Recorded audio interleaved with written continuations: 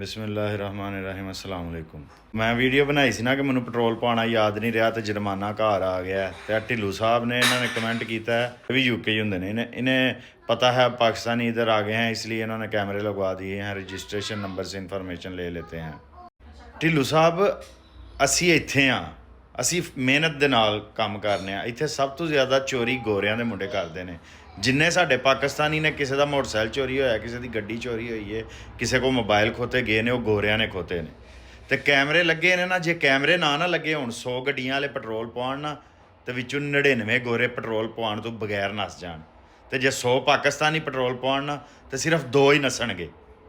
ਤੁਹਾਨੂੰ ਤੁਸੀਂ ਚੋਰ ਹੋ? ਤੁਸੀਂ ਚੌਧਰੀ ਆਸਫ ਢਿੱਲੂ ਸਾਹਿਬ ਆਪਣੇ ਆਪ ਨੂੰ ਚੋਰ ਸਮਝਦੇ ਹੋ?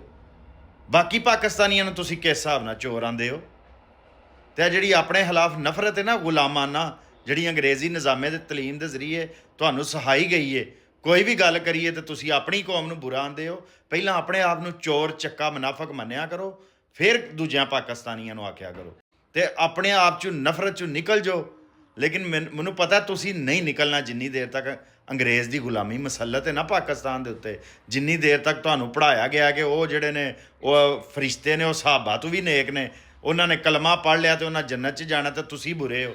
ਇੱਥੇ ਪਾਕਿਸਤਾਨੀਆਂ ਦੀ ਤਾਦਾਦ ਹੈ 25 ਲੱਖ। 25 ਲੱਖ ਦੇ ਵਿੱਚੋਂ 24,90,000 ਪਾਕਿਸਤਾਨੀ ਮਿਹਨਤੀ ਨੇ, ਜਿਹੜੇ 8 ਘੰਟੇ 10 ਘੰਟੇ 12 ਘੰਟੇ 16 ਘੰਟੇ ਕੰਮ ਕਰਦੇ ਨੇ ਔਰ ਟੈਕਸ ਤਾਰਦੇ ਨੇ।